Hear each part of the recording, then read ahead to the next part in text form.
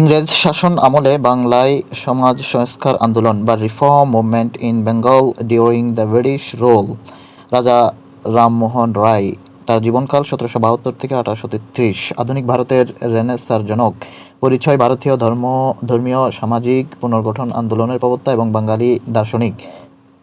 ভাষাজ্ঞান: আরবি, ফার্সি, উর্দু, ল্যাটিন এবং গ্রিক ভাষায় দক্ষ ছিলেন। প্রতিষ্ঠা করেন কলকাতা অ্যাংলো হিন্দু স্কুল 1823, ব্রাহ্ম সমাজ 1828 দ্বারকানাথ ঠাকুরের সঙ্গে। ব্রাহ্ম সমাজের পূর্ব নাম ছিল আত্মীয় সভা, প্রতিষ্ঠিত 1815। তার সম্পাদিত পত্রিকা ছিল ব্রাহ্মণ সেবধি, সংবাদ কৌমুদী এবং মিরাত উল আখবার। রচিত গ্রন্থসমূহের মধ্যে ছিল বেদান্ত গ্রন্থ 1815, সাধু ভাষায় রচিত বাংলা সাহিত্যের প্রথম প্রবন্ধ গ্রন্থ। গৌড়ীয় বৈয়াকরণ 1833 সালে বাংলা ভাষায় রচিত প্রথম বাংলা বৈয়াকরণ। তোহফাউল মুওয়াহ্হিদ্দিন একেশ্বরবাদীর উপর রচিত। অবদান: সতীদাহ প্রথার রোধে প্রধান ভূমিকা রাখেন। গঙ্গায় সন্তান বিসর্জন ও কন্যা শিশু হত্যারোধ। বাল্যবিবাহ ও কৌলীন্য প্রথার বিরুদ্ধে ভূমিকা পালন।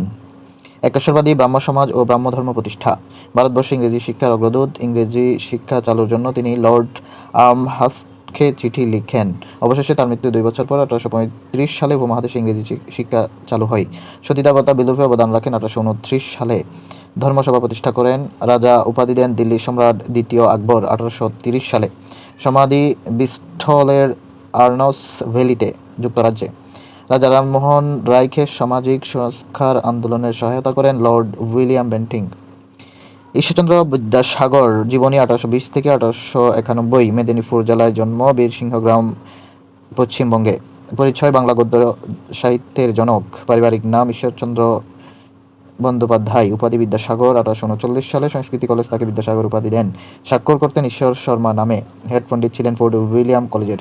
অবদান: তার প্রচেষ্টায় 1856 সালে হিন্দু সমাজে বিধবা বিবাহ আইন পাশ হয়। তিনি দামোদর নদ পাড়ি দেন।